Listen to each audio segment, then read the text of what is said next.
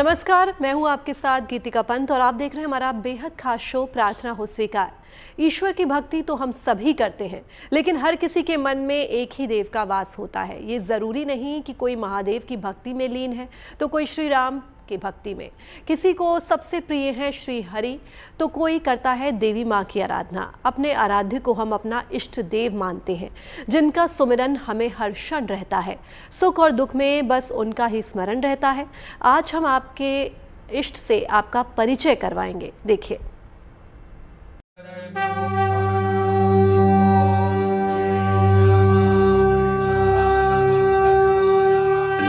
वो सर्वव्यापी सर्वशक्तिमान है, परलौकिक है, पर ब्रह्म है, जिनकी परिकल्पना साकार भी है और निराकार भी, जिन्हें ब्रह्मांड की अलौकिक शक्ति माना जाता है।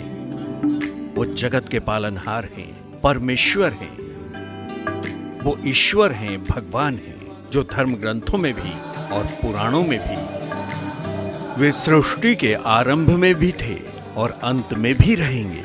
वो आदि अनादि परमेश्वर ही हमारी प्राण वायु हैं। यही हमारी आस्था और विश्वास है। ईश्वर की उपासना तो हमारी श्वास में समाहित है। यही सनातनी सत्य हमारा धर्म है। ईश्वर एक है, पर उनके रूप अनेक हैं। अलग अलग रूपों में दर्शन देते हैं भगवान। भगवान की उपासना तो हम सभी करते हैं, लेकिन आज हम आपको इष्ट देव के बारे में विस्तार से बताएंगे। सामान्यतः हर व्यक्ति को अपने जीवन में किसी भी प्रकार की सफलता चाहिए है तो उसके ऊपर ईश्वरीय कृपा अवश्य होनी चाहिए।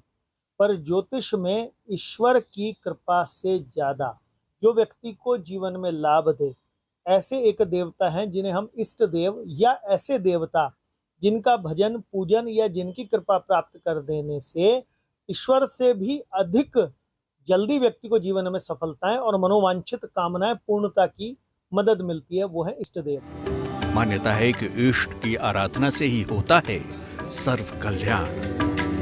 कोई करता है कुल देवी या कुल देवता का ध्यान, कोई भजता है गुरु या फरिश्ते का नाम। किसी न किसी रूप में हर इंसान के मन में बसते हैं भगवान। ईश्वर की कौन सी छवि आपको है प्रिय? देव के कौन से स्वरूप से है आपका सानिध्य? कौन है आपके इष्ट देव? आज हम आपको करवाएंगे आपके इष्ट देव के दर्शन। ज्योतिष में हम किसी भी व्यक्ति के लग्न से पंचम गिनते हैं और पंचमेश का जो स्वामी है वो ग्रह और उसके देवता हर व्यक्ति के इष्ट देव होते हैं और उनका भजन पूजन, उनका जितना भी आप है ना उनको ध्याएंगे उतना अपने जीवन में तरक्की को प्राप्त कर लेते हैं। सबसे पहले निर्धारित करें कौन से आपके इष्ट देव हैं।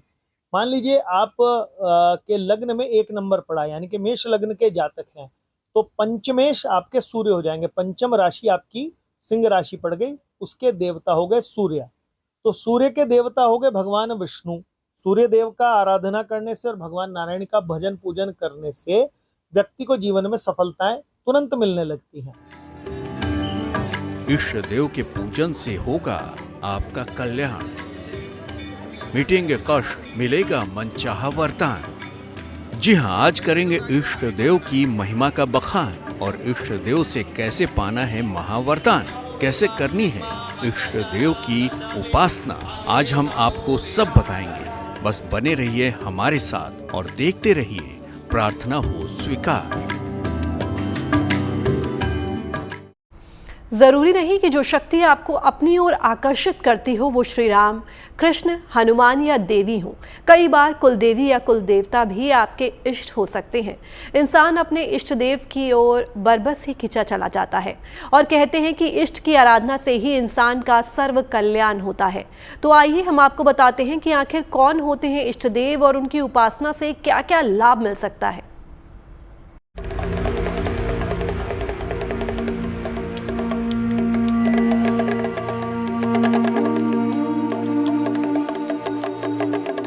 एक शक्ति जिसकी ओर खींचे चले आते हैं आप,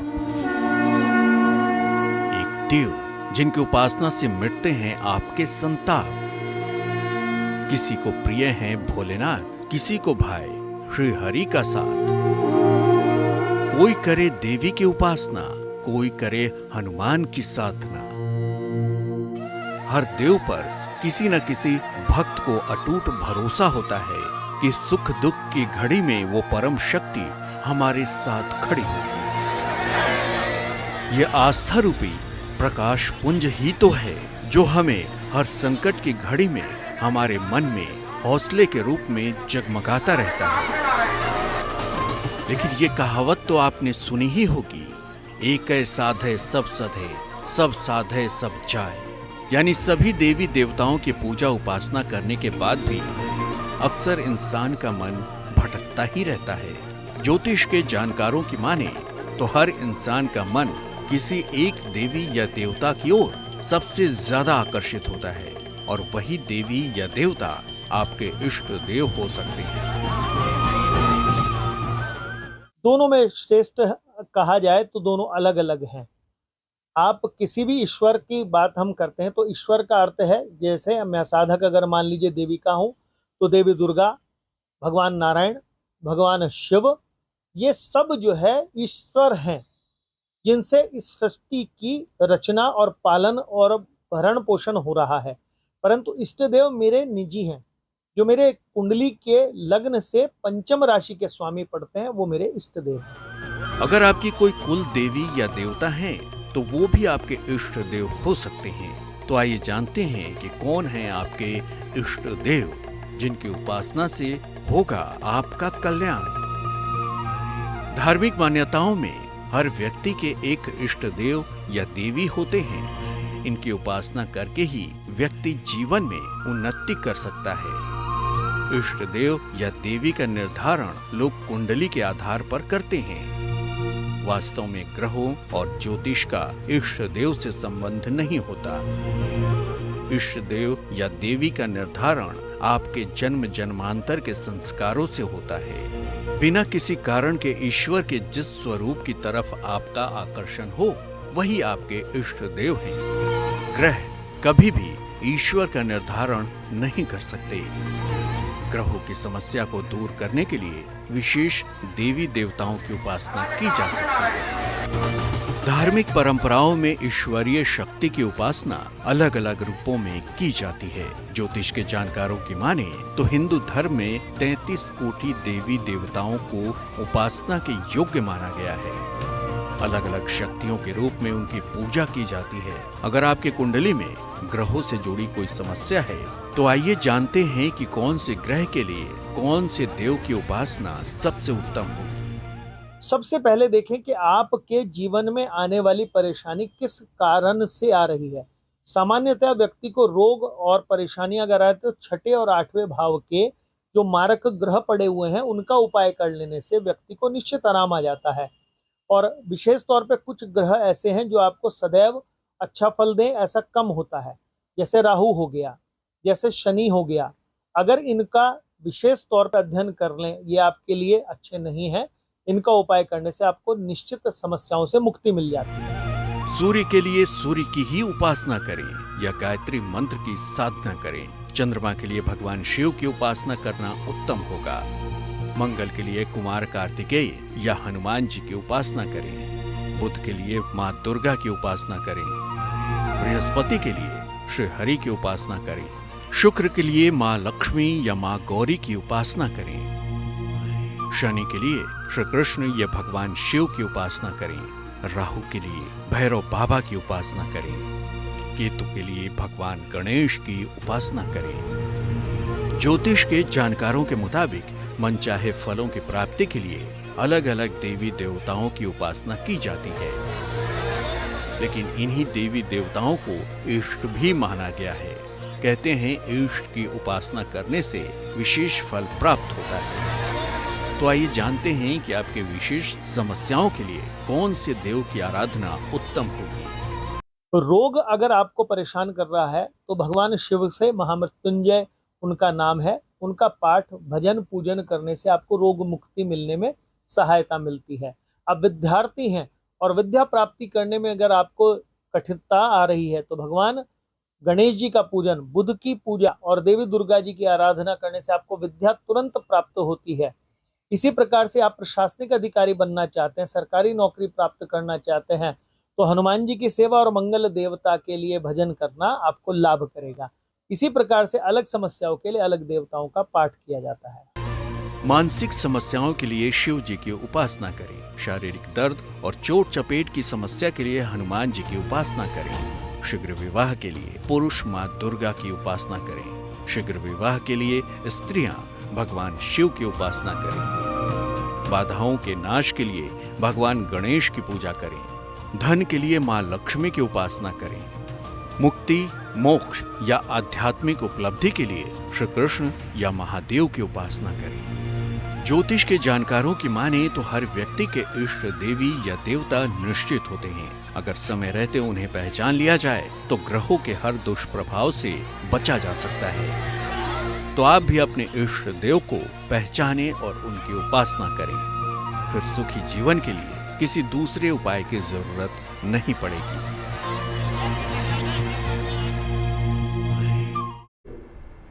हम बात कर रहे हैं इष्ट देव और उनकी साधना के बारे में। अगर आप अपने इष्ट की आराधना में ही लीन रहते हैं तो निश्चित ही आपको भवसागर से पार ले जाएंगे आपके इष्ट देव। हालांकि हर इंसान के इष्ट देव अलग होते हैं, लेकिन एक देव ऐसे भी हैं जिनकी पूजा उपासना संपूर्ण संसार के लिए एक समान कल्याणकारी है। कौन है वो देव और कैसे करें उनकी उपासना, देखिए।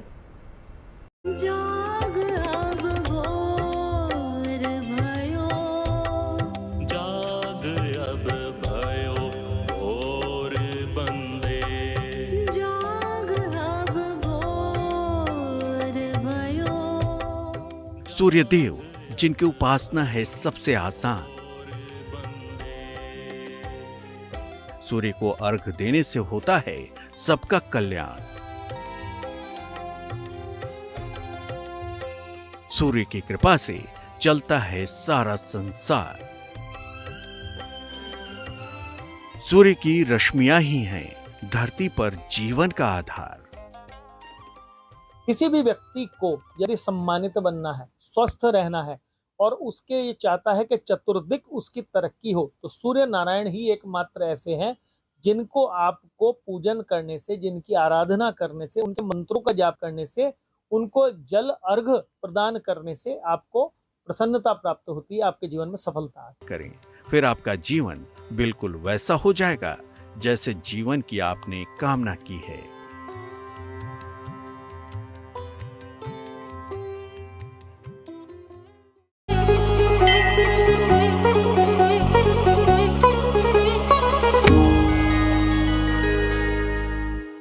राधा अष्टमी पड़ती है, जो राधा जी का जन्मदिन है। भाद्रपद शुक्ल पक्ष की अष्टमी को हम राधा अष्टमी, उस दिन हमारे यहाँ काशी में तो एक महालक्ष्मी का मंदिर है लक्ष्मी कुंड पर, वहाँ 16 दिन का मेला आरंभ होता है और महिलाएं 16 दिन लगातार भगवती लक्ष्मी की आराधना करती हैं, कुंड में स्नान करती हैं। आगे हम चलें तो अनंत चतुर्दशी का व्रत पड़ता है, जिस दिन नमक नहीं खाते और भगवान विष्णु की पूजा करके 14 गांठ के रेशमी सूत्र को हम अपने दाहिनी भुजा में बांधते हैं, नमक का त्याग करते हैं और उसके दूसरे दिन से महालया आरंभ हो जाती है। जिनको लक्ष्मी की कामना है तो हमारे यहाँ जो शुक्ल पक्ष में अष्टमी पड़ती है, जो भगवती राधा जी के प्राकट्य का दिवस है, महालक्ष्मी व्रतारंभ जिस दिन होता है, उस दिन से भगवती महालक्ष्मी की उपासना 16 दिन लगातार करें। उनके जीवन में, उनके परिवार में सुख समृद्धि का निवास होगा।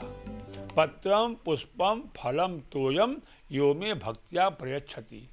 हम कोई पूजा करें आडंबर मुक्त हों। अगर हमारे यहाँ साधन नहीं है, हम किसी से कर्ज लेके कोई पूजा करें, कोई उपाय करें तो फलदायी नहीं होता, क्योंकि भगवान कहते हैं निर्मल मन जन सो मोहि पावा, मोहि कपट छल छिद्र न भावा। मांस मछली इत्यादि का त्याग करें, मदिरा इत्यादि का त्याग करें, किसी को आप शब्द न बोलें। सबसे बड़ा व्रत हमारे यहाँ होता है किसी का आप मान न करें, सबका हित करें, क्योंकि भगवान हमारे यहाँ कहते हैं परहित बस जिनके मन माही, तिनकह जग दुर्लभ कछु नाही। परहित की कामना हमेशा रहे और इन सब चीज़ों का विचार करें।